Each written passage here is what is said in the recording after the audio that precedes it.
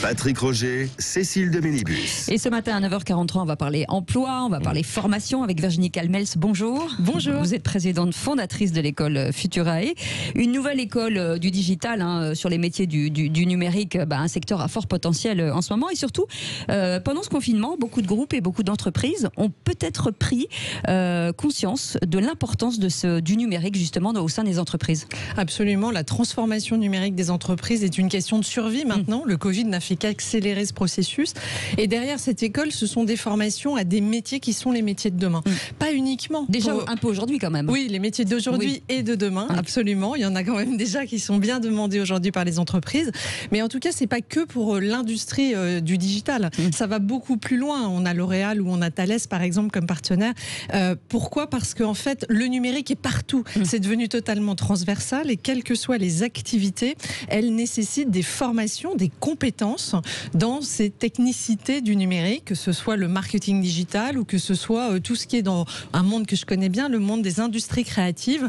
Donc là, on va former des gens pour le jeu vidéo, pour l'animation 3D, pour tous ces métiers qui sont très demandés et surtout qui requièrent des connaissances et des compétences des métiers de l'image et évidemment de tous ces logiciels qui sont si importants à maîtriser. Et donc, on va certifier des compétences logicielles pour que nos jeunes soient immédiatement employables. Oui, parce que pourquoi il n'y a pas suffisamment d'offres aujourd'hui, enfin de formation, je veux dire, dans les universités françaises, alors qu'on sait que c'est un secteur qui se développe et qui cartonne. Ouais. Le paradoxe, c'est qu'avant le Covid, on avait déjà 23,5% de jeunes actifs au chômage et en parallèle, on avait plus de 100 000 emplois non pourvus, faute de compétences. Il y a bien sûr les emplois non pourvus pour plein de raisons, mais faute de compétences. Et ça, c'est vraiment dommage. Dans le domaine notamment du digital. Bien sûr, aujourd'hui, un UI UX designer, c'est ultra demandé.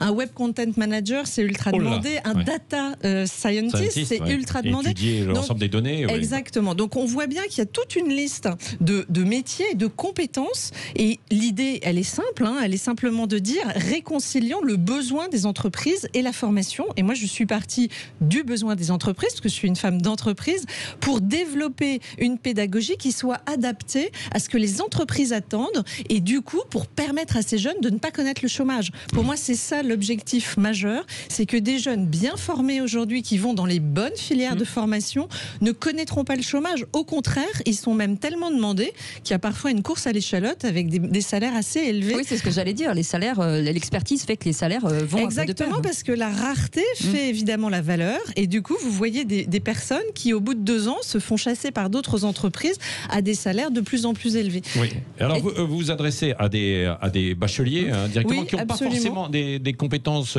particulières. En fait, on est assez innovant au sens où ce qui nous intéresse, c'est le potentiel de chacun et non pas les connaissances passées. Ça veut dire qu'un mention très bien. C'est une école privée. Un mention coût très annuel, bien. 7 000 €, un truc comme ça. Oui, 7 700 € pour un bachelor, 8 500 pour un master. On est plutôt bas dans cette fourchette d'école et puis surtout, une fois encore, c'est un investissement pour l'emploi. On s'adresse à cette population post-bac, on travaille le potentiel avec des tests, des game tests cognitifs, l'objectif étant de dire travaillez sur vos forces, regardons quels sont vos potentiels et quelles sont vos forces et misons sur vos forces. Donc c'est ça qui nous intéresse et puis après on s'adresse aussi à des gens plus âgés pour un master 1 ou 2 ou dans des formations courtes à des gens qui veulent se reconvertir ou des gens qui se seraient trompés d'orientation ou qui se rendraient compte que malheureusement certaines orientations sont des voies de garage. Non, il n'y a pas de limite d'âge pour ce qu'on appelle... J'ai 25 ans, enfin un peu plus, et je peux me reconvertir. Absolument, encore. Parce que pour ce qu'on appelle les short courses, ça va être des formations de courte durée, en 4 mois par exemple. Et là, l'objectif, c'est justement pour des gens qui auraient déjà fait un bac plus 5, mais qui se rendraient compte qu'au fond, ça ne les mène pas à l'emploi. Ça leur permet d'acquérir très rapidement, dans un délai court, un certain nombre de certifications de compétences qui sont aujourd'hui demandées par toutes ces entreprises qui recrutent. Vous savez, beaucoup ne recrutent plus sur le diplôme. Beaucoup recrutent sur des tests spécifiques et on est parfois très surpris des résultats. Est-ce que c'est pas, ça limite pas le champ d'action justement à tous ceux qui n'ont pas le bac aujourd'hui, qui sont une jeune génération et qui aimeraient embrasser ce type de carrière si vous mettez le bac obligatoire pour rentrer dans cette école privée? Alors pourquoi on l'a fait? C'est parce qu'il y a un nombre, il y a un nombre d'heures. Champion du monde pour ne pas avoir le bac. marque. Hein. Il y a un nombre d'heures qui est déjà très riche, très dense, étant donné qu'on associe en plus ce qu'on appelle les smart modules obligatoires, c'est-à-dire l'intelligence artificielle, le codage, la cybersécu, le développement durable ou le savoir-être comme étant des choses indispensables à leur bagage pour affronter le monde de demain. Et donc on ne peut pas rajouter des heures. C'est pour ça qu'à un moment donné, il faut partir du postulat qu'ils ont eu la culture générale suffisante, qui est celle d'un niveau bac. Il y aura peut-être l'année prochaine une prépa pour rentrer dans cette école. Non, parce que l'objectif, c'est justement de montrer à quel point il faut former en compétences et rapidement. Le monde évolue très vite et c'est aussi une des forces de notre école, une agilité permanente. Ce qui est valable aujourd'hui ne sera peut-être plus valable dans 3 ou 5 ans en termes de compétences à acquérir et notamment de logiciels à maîtriser. Il faut aller très vite et il faut sans arrêt se mettre au goût du jour, être très agile. Et il y a des experts aussi qui viendront dans cette école justement pour former. Alors, on a voulu que ce soit des professionnels. Tous les cours sont dispensés par des professionnels. D'abord, des dirigeants des très grandes entreprises dans lesquelles tous nos étudiants rêvent d'aller, que ce soit du Vivendi, du Webedia, du YouTube, du Google, du Ubisoft, etc. Mais également, nous avons que des intervenants professionnels qui transmettent en fait leur savoir comme ils le feraient avec un nouvel embauché dans une entreprise. Des hommes de terrain. Et des hommes de terrain qui connaissent parfaitement leur métier, par exemple dans les effets spéciaux ou dans les jeux vidéo, vraiment des gens qui ont été à l'origine d'effets spéciaux de grands films ou de jeux vidéo d'autant qu'en France, on est plutôt bon dans l'ensemble de ces secteurs. Il y a l'école créative. L'école des Gobelins. Absolument, une belle école, mais qui a un bac plus 5. Bac plus 5, voilà. Mais où on vient des États-Unis, du monde entier recruter. Hein. Il y a de belles écoles en France. Nous, on vient apporter notre pierre à l'édifice sur une vision un petit peu plus innovante, notamment avec ces sciences cognitives au cœur de la pédagogie. Apprendre à apprendre, une évolution rapide et puis des durées plus courtes de formation. Vous allez accueillir 150 étudiants. Vous êtes basé à Boulogne-Billancourt, c'est aux portes de Paris, pour ceux qui ne connaissent pas bien précisément. Est-ce que l'objectif, c'est de tisser une toile sur toute la France ou pas? C'est un peu prématuré de le dire parce que le modèle, comme vous l'avez vu, il repose sur des intervenants professionnels qui sont aussi happés par, et surtout là, j'ai la chance d'avoir 25 dirigeants des grands groupes emblématiques. C'est plus facile pour eux de venir à Boulogne-Billancourt que de se déployer sur l'ensemble du territoire français. On verra, mais peut-être la prochaine étape pourra être éventuellement une ouverture à l'étranger. Oui, Virginie Calmels, on le disait tout à l'heure avec Rémi Pernolet et Cécile, vous avez été une championne de la télé, patronne d'Andemol. Est-ce que aujourd'hui, donc vous êtes dans le digital, ce qui veut dire que les formations de demain, la façon de regarder, de consommer l'image notamment, sera davantage sur le digital que sur la télé très classique?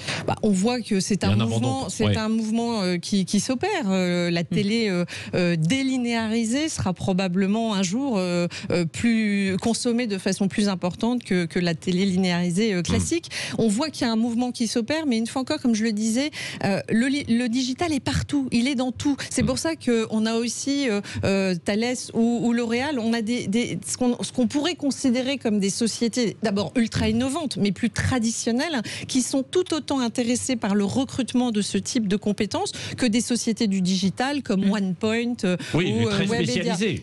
Exactement. Donc ce qui est intéressant, ça n'est pas que masculin, parce qu'on a toujours tendance à croire que le numérique est masculin, mais c'est très féminin. C'est un point important. Alors nous, on est une équipe assez féminine, mais effectivement, on attire aussi, et je suis contente que vous le souligniez, parce qu'on veut attirer les femmes. On en a d'ailleurs pas mal qui se sont inscrites, parce qu'il faut arrêter de croire qu'on est dans les geeks, dans la tech, que ce serait que des hommes. Mais c'est un peu le cas quand même ou pas? Globalement, c'est vrai que quand on regarde les statistiques, vous voyez beaucoup plus d'hommes que de femmes, et notamment aussi 3D, dans ces formations. Mais on voit que dès qu'on parle de marketing digital, par exemple, là, on a beaucoup plus de femmes. Et donc, il faut pousser les femmes à s'intéresser à ces métiers. Pourquoi? Parce qu'une fois encore, ce sont des métiers qui sont en demande. Et mon objectif, vous savez, ma petite pierre à l'édifice, c'est de lutter massivement contre le chômage des jeunes, parce que je reste convaincue c'est un fléau français et il faut qu'on s'y attaque. Avec peut-être aussi un regard, donc on a compris pour l'école, sur la politique. Virginie Calmels, vous avez un sourire parce que vous l'avez abandonné. Il y a les municipales en fait aujourd'hui.